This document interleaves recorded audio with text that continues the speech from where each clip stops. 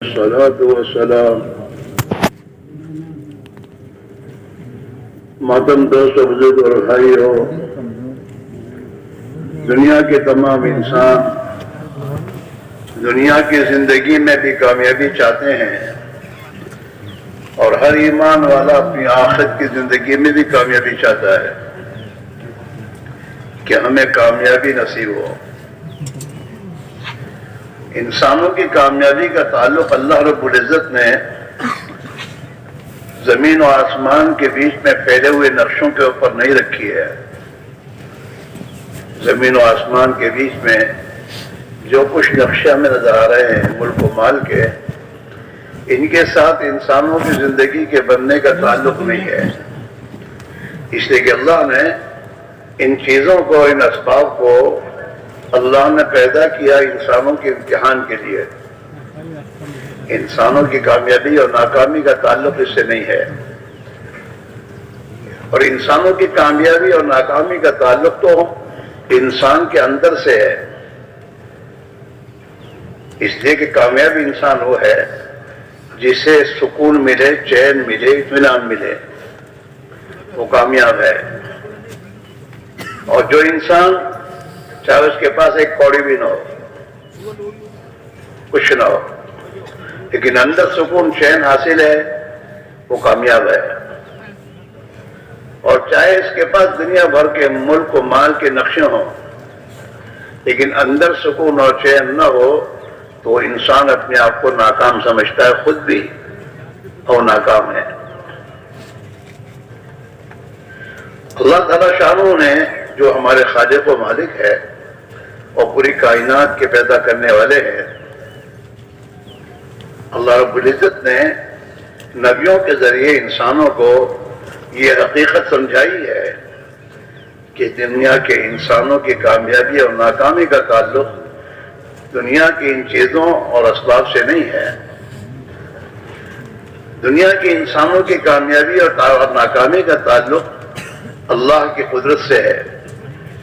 اللہ جنہیں اپنی قدرت سے کامیاب کرے گا وہ کامیاب ہوں گے، اور جنہیں اللہ ناکام کرے گا وہ ہر حال میں ناکام ہوں گے، چاہے ان کے پاس ملک و مال ہو، چاہے ان کے پاس دنیا کے خزانے ہوں، زمیندار ہو، جاگیردار ہوں، باغات اور کھیتی والے ہوں، کوئی بھی اکثریت والے ہوں، کوئی بھی ہوں، کسی زمانے میں ہوں، اللہ انہیں اپنی قدرت سے ناکام کرے گا۔ یہ انبیاء علیہ السلام نے دنیا کے انسانوں کو آگے سمجھایا ہے۔ ہر نبی کی دعوت یہی ہے کہ تم جہاں اپنی زندگی بننے کو دیکھ رہے ہو وہ تمہاری آنکھوں کا دھوکہ ہے، وہاں اللہ نے نہیں رکھی ہے، اور جہاں اللہ نے رکھی ہے وہ تمہیں نظر نہیں آ رہا، وہ اللہ نے اپنی قدرت کے ساتھ ان کی تمہاری کامیابی رکھی ہے، اور اس کا تعلق دنیا کی چیزوں سے نہیں ہے بلکہ تمہارے اندر کی مایا پر ہے۔ ہاں، جب تم اس محنت کر کے اپنے اندر کی مایا بنا لو گے اور اپنے آپ کو اللہ کے بتلائے ہوئے ضابطے اور قانون کے اعتبار سے زندگی گزارو گے تو اللہ تعالیٰ شانہ اپنی قدرت سے تمہیں کامیاب کر دے گا، تمہاری زندگی بنا دے گا، دنیا کی زندگی بھی بن جائے گی، اور جو حقیقی زندگی موت کے بعد آنے والی ہے، یہ زندگی حقیقی نہیں ہے۔ دنیا کی زندگی ایک عارضی زندگی ہے۔ اللہ نے کچھ وقت کے لیے انسان کو دنیا میں رکھا ہے۔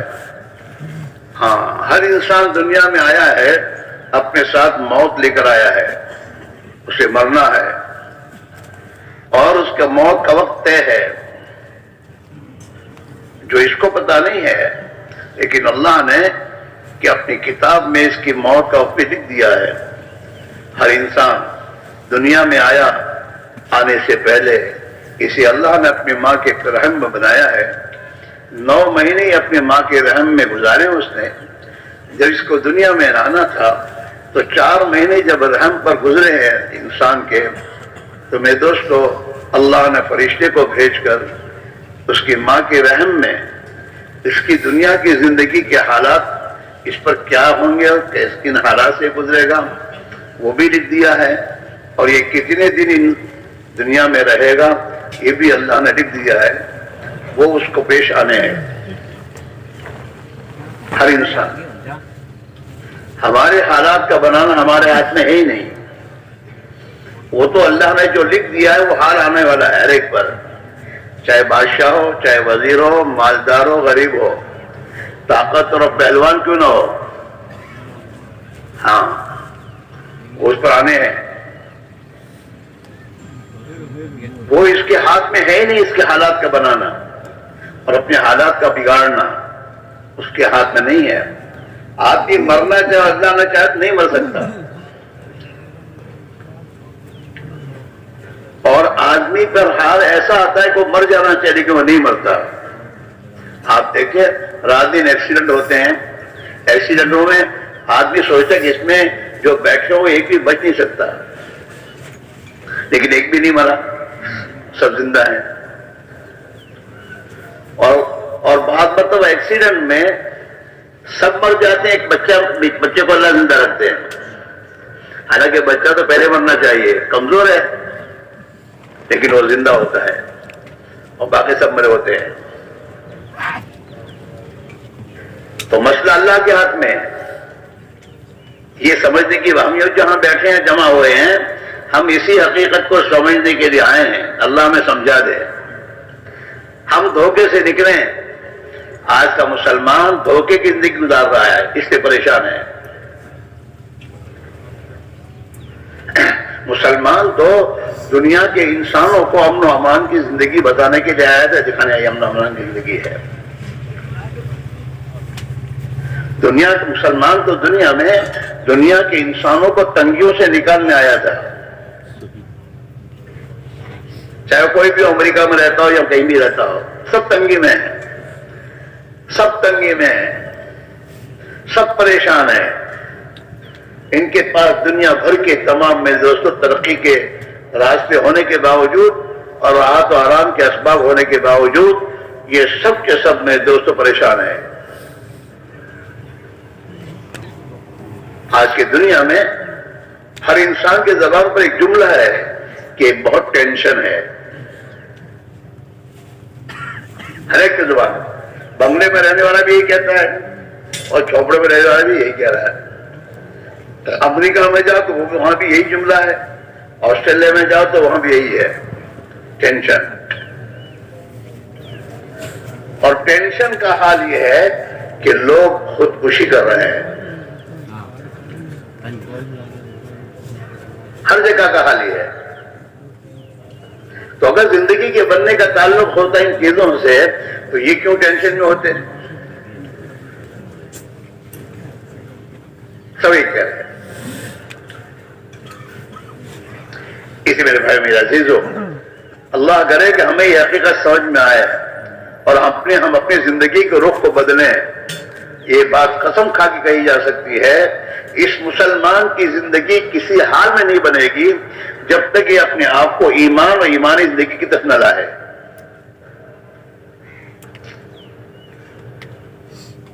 اور چاہے دنیا بھر کے ملکوں میں جا کر میرے دوست یہ پھرتا رہے، اس کے ملک میں بھی اس کی زندگی نہیں بنے گی اگر اس کی زندگی میں ایمان اور دین نہیں ہے. جی ہاں، اللہ رب العزت نے قرآن پاک میں قیامت تک کے بھی اپنا ضابطہ بنایا ہے کہ ہم کن کی زندگیاں بنائیں گے اور ہم کن کی زندگیاں اجاڑیں گے. کوئی بھی ہو، پھر وہ کہیں بھی ہو، اللہ کا ضابطہ ہے. من عمل صالحا من ذکر او انثى وهو مؤمن فلنحيينه حیاة طیبہ. اللہ کہہ رہے ہیں، تاکید کے ساتھ کہہ رہے ہیں کہ دنیا میں کوئی بھی مرد عورت جب اپنی دل کی مایا ایمان بنا لیں گے اور اپنے جسم کو اللہ کے حکم کے مطابق استعمال کریں گے، نیک عمل کریں گے، اللہ ان کی زندگی ضرور بالضرور خوشحال بنائے گا. تاکید کے ساتھ ہے، اور ہر حال میں بناتا رہے گا، چاہے وہ کہیں بھی رہتا ہو، چاہے کفرستان میں رہے گا تب بھی زندگی بنائے گا اللہ.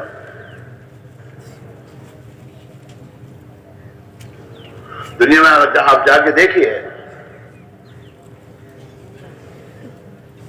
اور یہ اللہ جتنے بھی گزرے ہیں وہ تو وہی تو ہیں جنہوں نے اپنے ایمان کو بنایا، اپنا تعلق مع اللہ کو صحیح کیا، اور اللہ کے تعلق پر زندگی، اطاعت پر زندگی گزاری، تو اللہ نے نا کفرستان میں بھی عزت دی، کفرستان میں بھی اللہ نے کی حفاظت کی، اور اللہ تعالیٰ شانہ نے ان کی زندگیوں کو دیکھ دیکھ کر لوگوں کو اللہ نے ایمان دیا ہے۔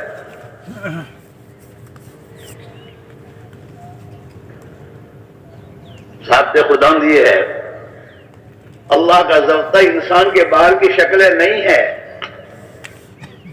اللہ کا ضابطہ تو انسان کے اندر کی مایا ہے، کہ جو بھی انسان محنت کر کے اپنے اندر کی مایا بنائے گا، ایمان بنائے گا، خوف خدا اپنی زندگی میں لائے گا، تقوی و توقع کی زندگی گزارے گا، اللہ کی مخلوق کے ساتھ ہمدردی کی زندگی گزارے گا،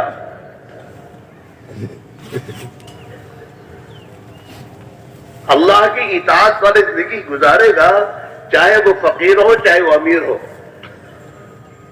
چاہے کہیں بھی ہو، اللہ تعالی شانو اس کی زندگی بنائے گا، چاہے اس کے بعد باہر کے نقشے نہ ہو، بلکہ باہر کے نقشے تو اللہ کے نیک بندے جو اولیاء اللہ تھے کسی زمانے میں اور اب بھی ہیں، وہ اپنے باہر کے نقشے اپنے پاس رکھتے ہی نہیں۔ ہمارے بزرگوں میں ایسے واضح بزرگ گزرے ہیں جو اپنی جیب میں پیسہ رکھتے ہی نہیں تھے، اللہ اکبر، اور اپنے پاس کپڑوں کے مدد ڈھیر رکھتے ہی نہیں تھے، بلکہ بعض بزرگوں نے تو موت سے پہلے جو اپنے جسم پر کپڑے تھے وہ بھی اپنے خادم کو دے دیے تھے کہ میں نے تجھے دے دیے، اب تجھ سے عاریتاً لے کے پہنوں گا میں۔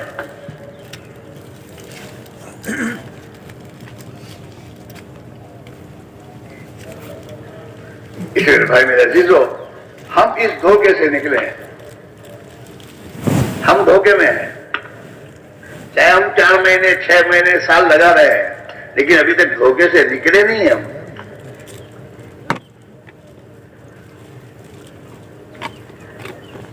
ہم دنیا اور دنیا والوں کو دیکھ کر زندگی کا نظام بنا رہے ہیں، ان کے زینت کے نقشے، حالانکہ قرآن پاک میں اللہ تعالیٰ شاہ نے حضرت محمد رسول اللہ صلی اللہ علیہ وسلم کو اور آپ کے واسطے سے آپ کی امت کی بات بتا دی ہے، لا تمدن عینیک الی ما متعنا به ازواجا منهم زہرۃ الحیاۃ الدنیا لنفتنہم فیہ۔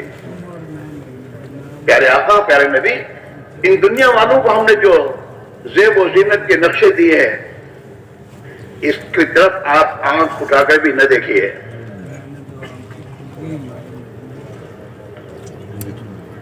آپ اپنی نگاہ اٹھا کر مت دیکھیے۔ یہ زیب و زینت کے نقشے ہم نے ان کو دیے ہیں، ان کو فتنے میں ڈالنے کے لیے،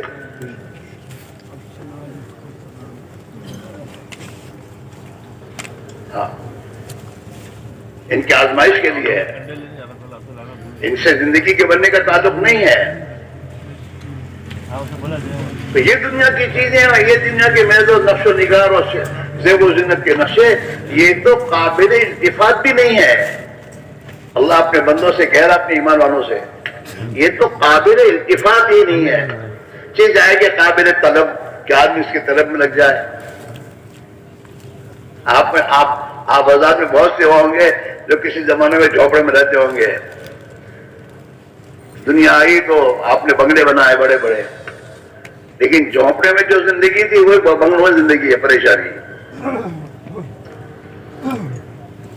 اللہ مکان کو نہیں دیکھتا، اللہ مکین کو دیکھتا ہے، رہنے والے کو دیکھتے اس کی زندگی میں کیا ہے۔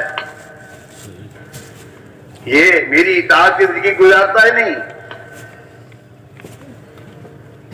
اگر بنگلے میں رہنے والا بھی خدا کا نافرمان اور اللہ کی اطاعت کو چھوڑ کر معصیت اور گناہوں کی زندگی گزارے گا تو اس کے بنگلے میں بھی اللہ اس کی زندگی کو اجاڑے گا، سکون نہیں مل سکتا، چین نہیں مل سکتا۔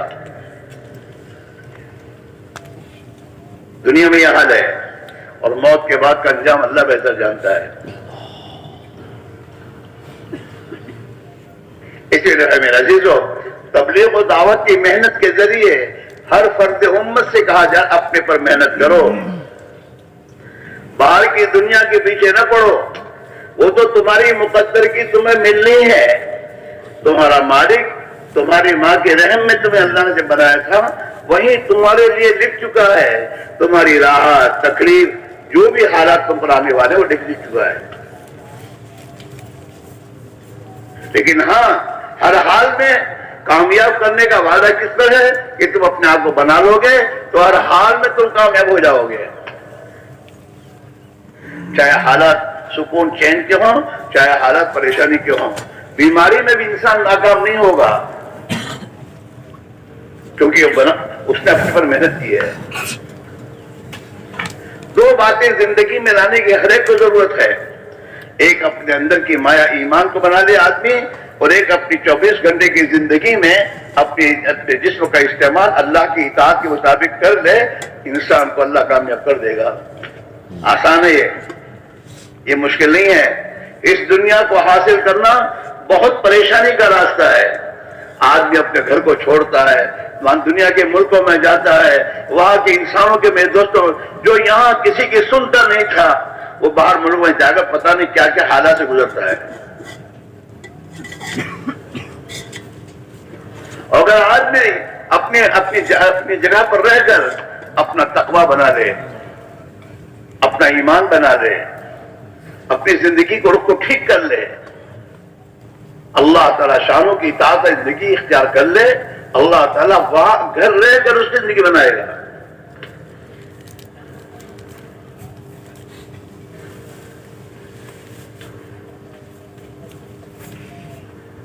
ہاں ملک بدلنے سے زندگی نہیں بنتی۔ آپ کے ہاں آپ کبوتر پالتے ہوں گے، اور کبوتر کے لیے کھانے ہوتے ہیں رہنے کے، اس میں رہتا ہے۔ کوئی کبوتر میرے دوستو اپنے مالک کا گھر چھوڑ کر کہیں اور چلا گیا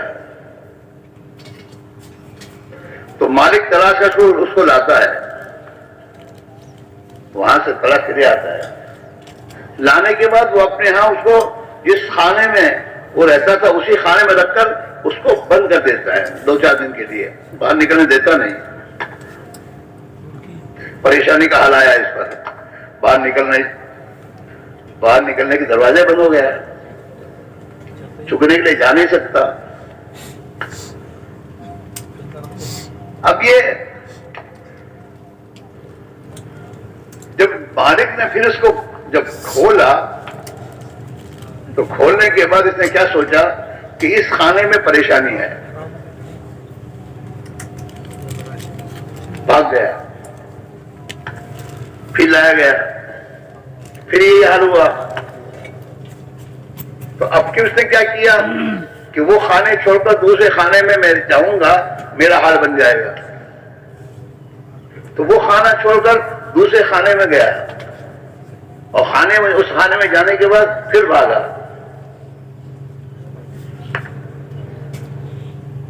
تو مالک پھر پکڑ کے لایا اور پھر اس نے بند کیا۔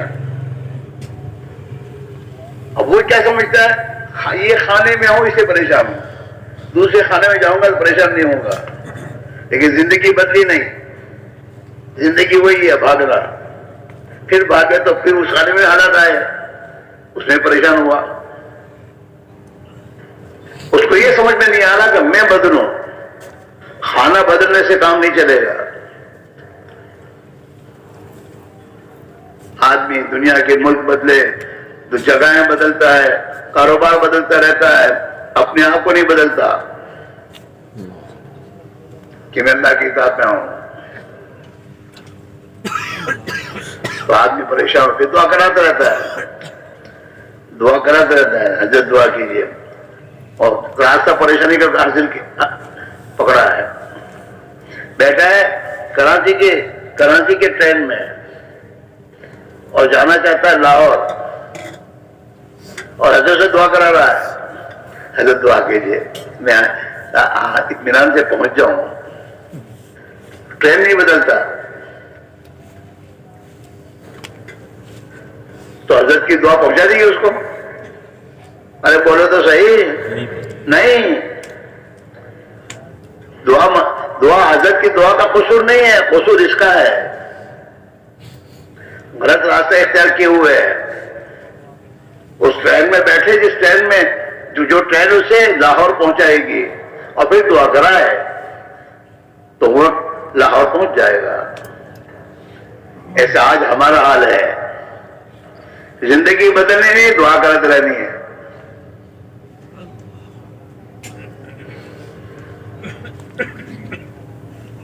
حضرت مولانا اسلام ہم فرمایا کرتے تھے، ہم یہ نہیں کہتے 4 مہینے نکلو، سال نکلو، 6 مہینے نکلو، ہم یہ کہتے ہیں یقین بنانے نکلو۔ جو یقین ایمان صحابہ کا تھا وہ ایمان یقین تمہارا بن جائے، چاہے 2 دن میں بنے، 3 دن بنے، اور چاہے سال میں بنے، چاہے 5 سال میں بنے، یقین بنے اور حاصل ہو جائے، پھر آ جاؤ گھر۔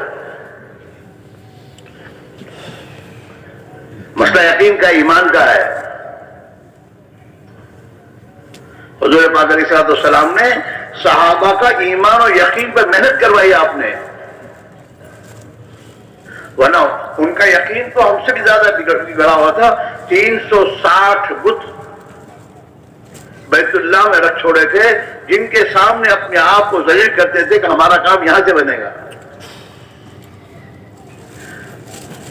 لیکن حضور پاک علیہ الصلوۃ والسلام تشریف لائے، آپ نے ان پر محنت کی، اور وہ 360 کا بیت اللہ سے بت تو نکلے ہیں بعد میں، سب سے پہلے بت نکلے ہیں دل سے۔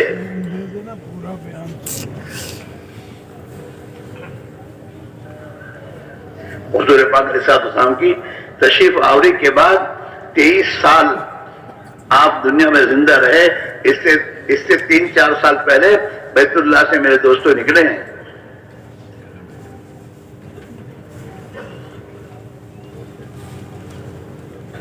تب تک ان بتوں کو دلوں سے نکالنے کی محنت ہوتی رہی۔ 11 سال تو مکی زندگی میں 11 سال اسی کی محنت ہے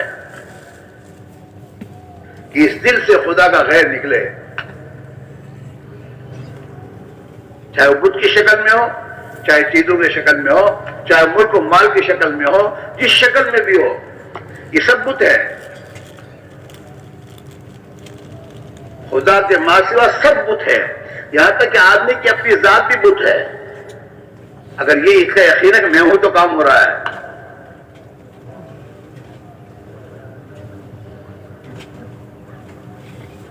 یہ نکالنا بہت مشکل ہے۔ اپنی ذات کی نفی کرنا بہت مشکل ہے کہ میرے سے کچھ نہیں ہوتا، میں کیا کر سکتا ہوں۔ زبان سے بولنا بہت آسان ہے، دل سے نکلنا بڑا مشکل ہے۔ اس لیے ہم تمام، چاہے ہمارا کتنا بھی وقت لگا ہو، لیکن اگر ہم اجتماع میں آئے ہوں اور اجتماع میں آنے کے بعد ہمارے سامنے کوئی تقاضا ہے کہ ابھی کبھی ہمیں جانا ہے، اور کتنے پرانا ہو تو اس کے پاس جا کے کہیں بھائی اس وقت تو موقع نہیں ہے، ابھی تو اجتماع میں ہی آیا ہوں،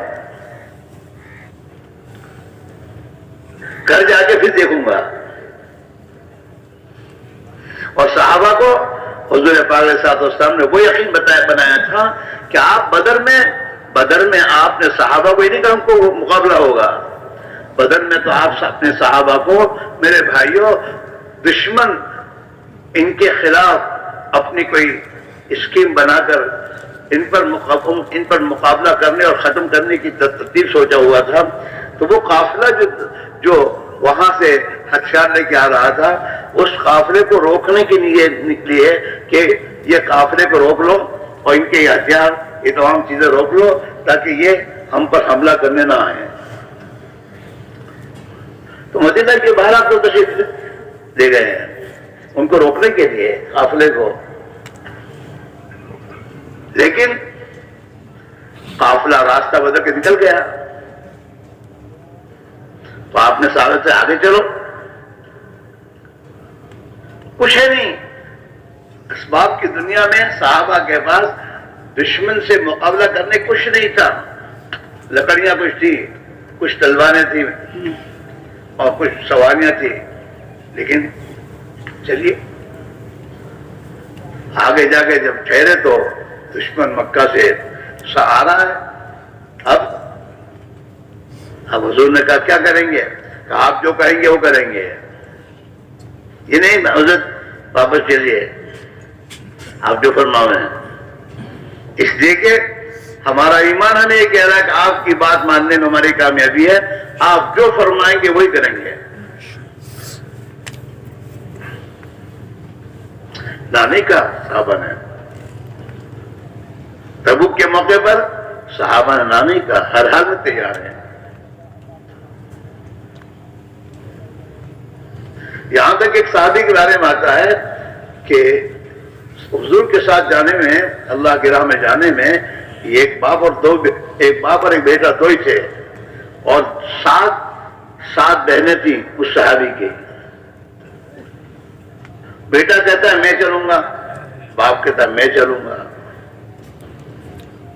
تو باپ کے بارے میں فیصلہ ہوا. باپ اللہ کے راستے حضور کے ساتھ گیا اور اس میں شہید ہو گئے. اور حضور اپنے صحابہ کے ساتھ جب واپس لوٹے احد سے واپس لوٹے تو پھر اللہ کا حکم آیا کہ دشمن پھر دوبارہ لوٹ کے آنا چاہتا ہے، جاؤ اس کا مقابلہ کرنے. تو اس بچے کے والد کا تو انتقال ہو گیا تھا، شہید ہو گئے تھے. یہ جوان آئے، حالانکہ 7 بہنیں گھر میں، لیکن نگاہ اللہ پر ہے کہ ان کا رب تو اللہ ہے، قابل ہوئی ہے. وہ نوجوان حضور کے پاس آئے کہ حضور میرے ابا تو شہید ہو گئے ہیں، اب آپ اپنے ساتھ مجھے لے چلیے.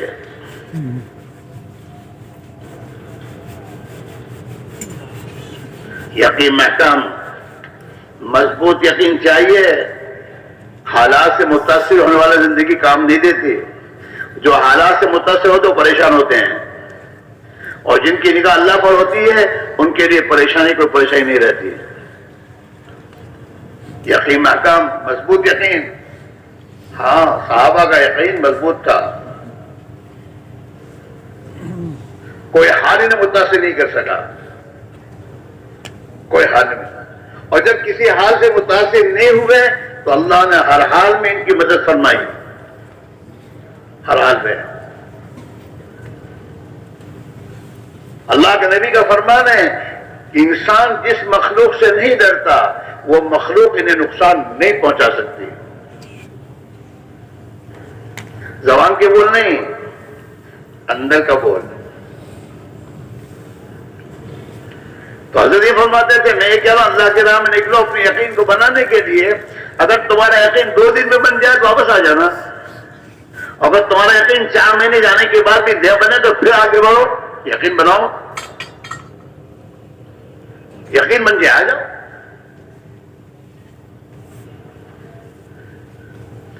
ہاں، یقین محکم، عمل پائی ہم، محبت فاتح عالم. یہ ہے ہمارے اس راستے کی، اس دین کی محنت میں جو مایا ہمارے پاس ہونی چاہیے. یقین محکم، مضبوط یقین کہ کوئی حال یہ نہیں کہ پیسے خرچ ہو گئے چلو. ہمارے حاجی عبدالوہاب صاحب رحمۃ اللہ فرمایا کرتے تھے تم لوگوں کو کیوں پوچھو کتنے پیسے ہیں؟ یہ اللہ کے راستے میں جا رہے ہیں، اللہ کے بھروسے جائیں اور تقاضے بھیجو. یہ نہیں کہ ان کے پاس اتنے تم کو یا قریب بھیجو. وہی کہتے تھے تشکیل والوں کو پیسے مت پوچھو کتنے ہیں، تقاضا جائے ہم جوڑو بھیجو انہیں.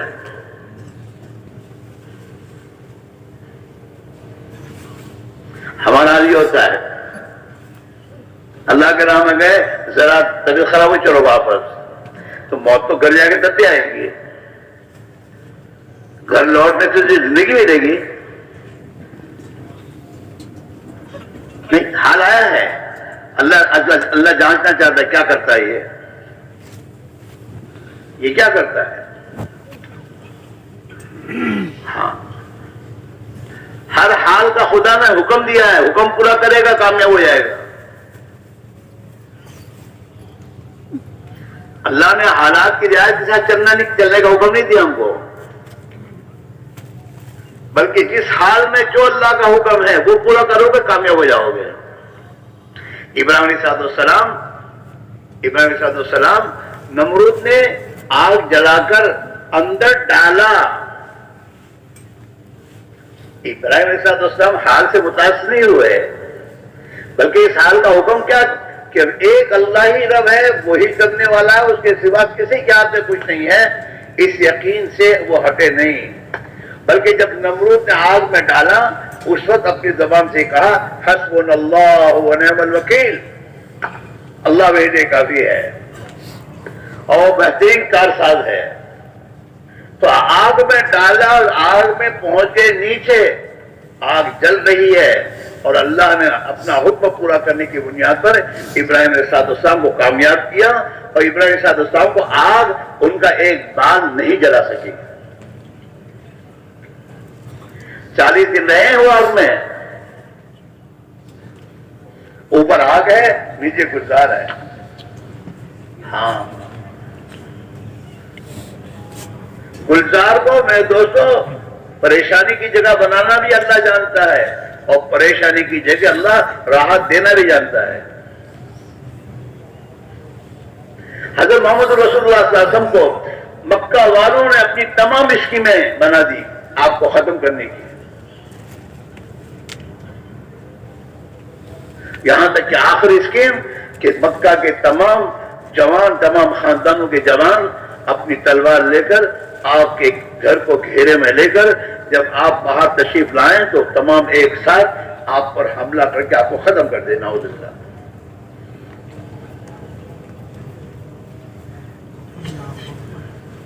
آپ اپنے گھر میں آرام فرمائیں، چاروں طرف مکہ کے قبائل کے نوجوان اپنی تلواریں لے کے کھڑے ہوئے ہیں آپ کے نکلنے کے انتظار میں کہ ابھی آپ تہجد کے لیے نکل کر جائیں گے، ہم ختم کریں گے۔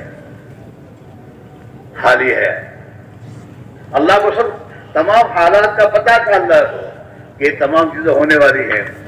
اللہ نے اپنے نبی کو پہلے سے خبر دے کے نہیں کہا کہ آپ ہجرت کی جائیے، اللہ کو اپنی خود سمجھانا ہے اس امت کو۔ اللہ کے نبی ابھی تشریف فرما اپنے گھر میں، آسمان سے خدا کا حکم آتا ہے کہ اب آپ ہجرت کی جائیے، ہجرت کر کے تشریف جائیے، اس میں سے نکل ان کے بیچ میں سے آپ نے اللہ کے حکم کو پورا کیا۔ اللہ کا حکم ہے بھی نہیں یا اللہ یہ تو چاہوں تو کہ کھڑے ہیں میں کیسے جاؤں، نہ، اللہ کا حکم ہے چلو۔ آپ اپنے گھر سے ان کے بیچ میں سے نکل رہے ہیں، خدا کا حکم پورا کرنے میری کامیابی ہے۔ ہر حال میں خدا کا حکم پورا کرنے میں ہی کامیابی ہے۔ مالدار اپنی مالداری میں خدا کے حکموں کو توڑے گا، اس کی مالداری میں ناکامی خدا ڈالے گا۔ غریب اپنی غربت میں خدا کے احکام کو توڑے گا، خدا اس کی غربت کا ناکامی ڈالے گا۔ مسئلہ غربت کا مالداری کا نہیں ہے، مسئلہ اللہ کے حکم کے پورے کرنے اور نہ کرنے کا ہے۔ غریب اس لیے پریشان نہیں کہ اس کے پاس مال پیسے کوڑیاں ٹھیکرے نہیں ہیں، غریب اس لیے پریشان کہ اللہ کا نافرمان ہے، یہ نمازیں چھوڑ رہا ہے، یہ خدا کے حکموں کو توڑ رہا ہے، نبی کی سنتوں کو ذبح کر رہا ہے، جھوٹ فریب دھوکہ مکاری کر رہا ہے غربت میں۔ مالدار اس لیے ناکام ہے کہ وہ اپنی مالداری میں خدا کے احکام توڑ رہا ہے۔ جتنی اللہ نے اس کو راحت و آرام کے نقشے دیے، یہ اتنا ہی اللہ کا نافرمان بنا، یہ غفلت کی زندگی میں آیا، اس کی اولاد کی زندگیاں اجڑنے لگی، بگڑنے لگی۔ اس کی اولاد نبی کے نمائندے بن کر زندگی نہیں گزار رہی، اس کی اولاد نبی کے دشمنوں کی نمائندگی کر کے زندگی گزار رہی ہے، اس لیے اللہ اس کی مالداری میں ناکامی ڈال رہا ہے۔ عجیب حال ہے اس مسلمان کا، اس کی سوچنے کا کہ اللہ نعمتیں دیتا ہے تو اللہ کی عبادت زیادہ کرنی چاہیے۔ ارے تیری فیکٹری میں تیرا نوکر منہ مانگی منہ مانگی تنخواہ تو اس کو دیتا ہے تو تو کیا چاہتا ہے کہ یہ میرا وفادار ہو، یہ میرا وفادار رہ کر کام کرے، تو یہ چاہتا ہے۔ اللہ تیری منہ مانگی تجھے زندگی میں تجھے نعمتیں دے رہا ہے تو تجھے بھی تو اللہ کا وفادار رہنا چاہیے۔ نافرمان بننا چاہیے. مال اور پیسے کے نشے میں آدمی مدہوش ہو کر زندگی گزارے کہ میں کیا کر رہا ہوں, کہاں جا رہا ہوں, یہ میری اولاد کا حال کیا ہے, میری گھر کی عورتیں بے پردہ ہو رہی ہیں.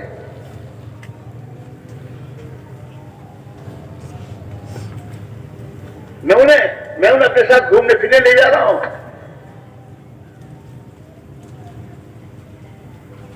اللہ تو یہ کہہ رہا ہے مسلمان خواتین سے اپنے گھر میں پڑی رہو, رکی رہو, بغیر ضرورت کے باہر نہ نکلو. بقر نبی نبی کی عورتوں سے کہا جا رہا ہے آپ تم اپنے گھروں میں رہو, اور ضرورت کے لیے باہر نکلنے کا وقت آئے تو ضرورت کے لیے کہ تم باہر نکلو تو زیب و زینت کے نقشے اور ٹیپ ٹاپ زندگی بنا کر مت نکلو.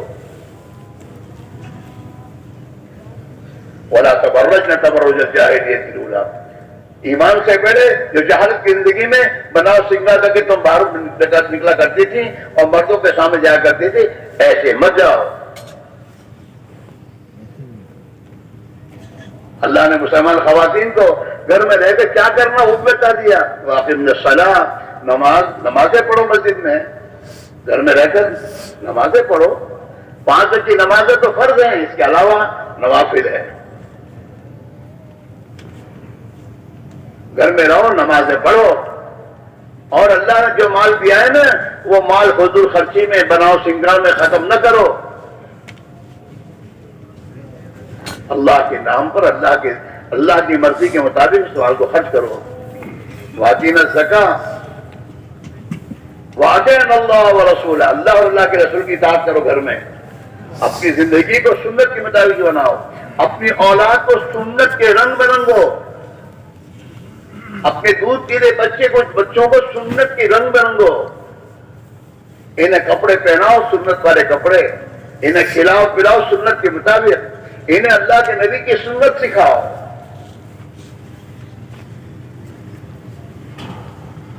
اللہ کی اطاعت کرو, شادیوں میں خدا کی اطاعت کرو. ٹھیک ہے ابھی تو باہر کے نشے میں اپنی شادیوں میں نبی کے خلاف نبی کی دشمنی کوئی طریقوں پر شادیاں کر رہا ہے, خدا کھیل تو دے رہا ہے لیکن اللہ اس سے راضی نہیں ہے.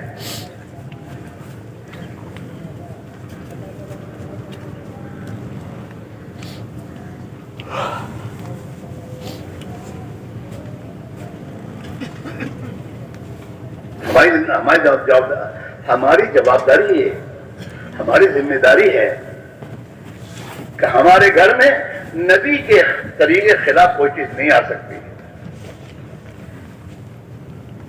جیسے تو مالدار ہے اور مالدار ہونے کی عادت کیا میرے گھر میں چور رہا ہے اور اس کی تمام تدبیر کیا کرتا ہے, ایسے تیرے گھر میں نبی کی سنت کے خلاف کے طریقے نہ آئیں, یہ بھی تیرے ذمہ ہے.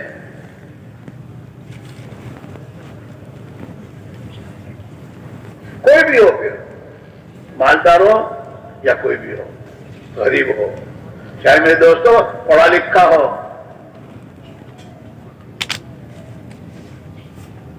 گھر میں عورتوں کے کام ہے.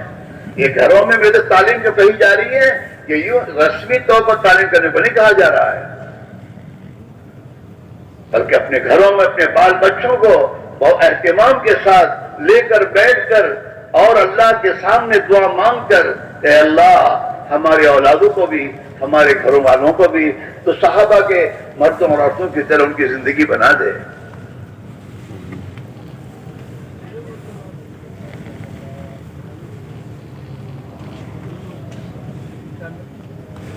ہاں, گھروں کی تعلیم میرے دوستوں, جو جیسے ہمارے بڑے فرماتے ہیں, ہم نیت کر کے اپنے گھروں میں اپنے بال بچوں کو تعلیم کے حلقوں میں بیٹھ کر یہ نیت کر کے کہ اللہ کے نبی کے کلام کا نور میرے اور میرے گھر کے میرے بال بچوں کے دلوں میں اتر جائے اور ان کی زندگیوں میں نبی والی زندگی آئے, نبی والا رہن سہن آئے, معاشرہ آئے. آپ اپنے گھروں میں اور ہم اپنے گھروں میں سوچے تو صحیح کہ میرے بال بچوں کے جذبات کیا بن رہے ہیں. میرے گھر میں تعلیم تو کر رہا ہوں, اس تعلیم کے نتیجے میں میرے بال بچوں کے جذبات کیا بن رہے ہیں.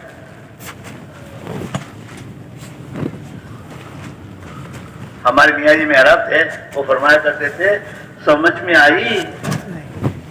کہا کہ کرنا ابھی تو تجھے تیرے ذہن میں آئی ہے، سمجھ میں نہیں آئی۔ سمجھ میں آئی وہ کب کہا جائے گا کہ جو حدیث تو نے سنی ہے اس پر عمل کرے تو سمجھ میں آئی۔ حضرت معجزات کی صحبت یافتہ لوگوں میں سے تھے، وہ یوں کہتے تھے کہ سمجھ میں آنے کا مطلب وہ حدیث جو تو نے سنی تیری عمل میں آئی تو سمجھ میں آئی ہے، اور اگر عمل میں نہیں آئی تو سننے میں آئی، سمجھ میں نہیں آئی۔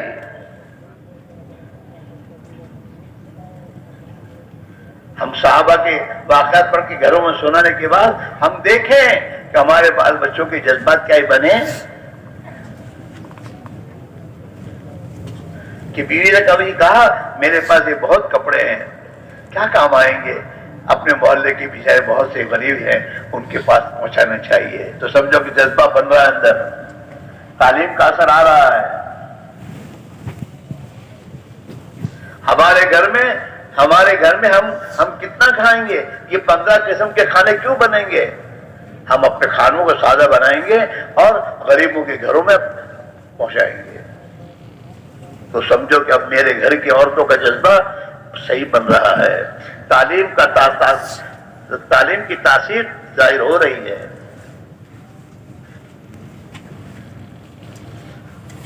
گھروں میں ایک ایک 3 4 جوڑی کیوں چپل ہے؟ یہ حساب نہیں تو اور کیا ہے؟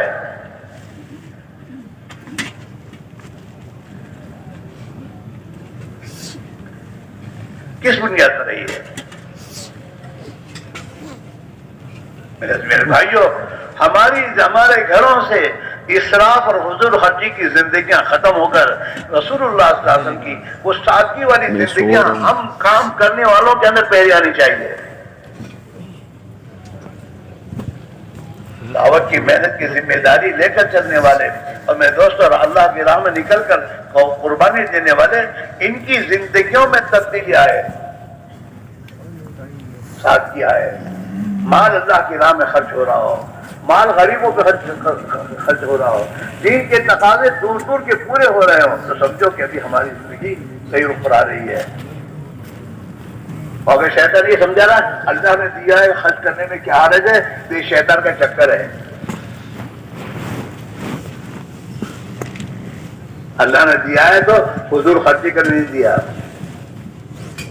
بغیر ضرورت کے خرچ کرنا یہ فضول خرچی نہیں ہے، یہ فضول خرچی سے بھی آگے ہے، یہ تبذیر ہے، یہ تبذیر۔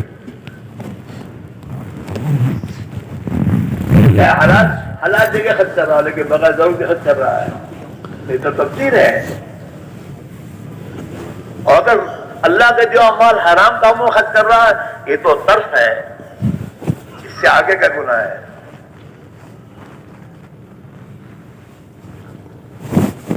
تو ہم کام کرنے والے جو جمع ہوئے وہ اس بات کو سوچیں ہماری زندگی کا رخ کیا ہو رہا ہے۔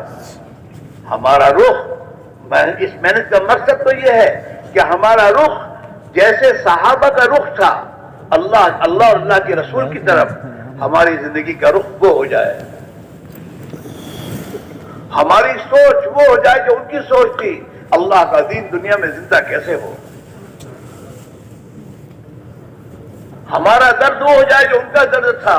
ابو بکر صدیق رضی اللہ تعالیٰ عنہ اللہ کے پیارے نبی علیہ الصلوۃ والسلام کے دنیا سے تشریف جانے کے بعد جب امت میں بگاڑ آیا تو ابو صدیق بے چین ہو گئے، اور اس بے چینی کی حالت میں کہہ رہے ہیں اَيُنْقَصُ الدِّينُ وَأَنَا حَيٌّ، اللہ کے دین میں نقصان آئے، مسلمان کی زندگی دین سے ہٹ رہی ہو اور مسلمان دین سے نکل رہا ہو اور میں زندہ رہوں، یہ کیسے ہو سکتا ہے؟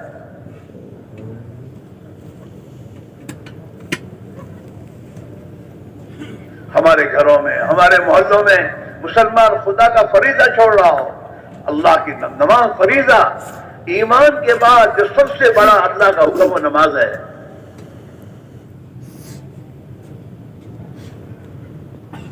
ہمارے محلوں میں دوستو مسلمان نماز چھوڑ رہا ہو، ہمارے خاندانوں میں جوان بچے نماز چھوڑ رہے ہوں، فجر کی نماز میں گھر میں پڑے سو رہے ہوں، اور ہمیں ذرا بھی دل میں پریشانی نہ ہو، بے چینی نہ ہو، کیا ہے یہ؟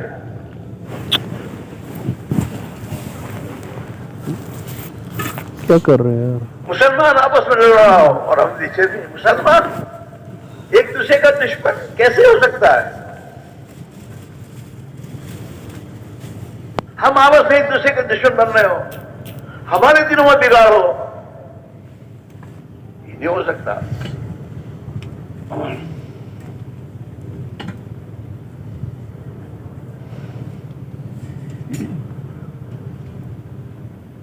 اس محنت کا مقصد تو یہ میرے دوستوں، کلمے والی زندگی آنی چاہیے، کلمے والی صفات، تقوی، توکل، طہارت، ہمدردی، ایثار اور ہمدردی کے جذبے، اللہ کے دین کے لیے اپنا سب کچھ قربان کر دینے کا جذبہ اور حوصلہ، اپنی اولاد کو اللہ کے دین کے لیے پرورش کرنا، اپنے بچے اور بچوں کو اللہ کے دین کے لیے پرورش کرنا۔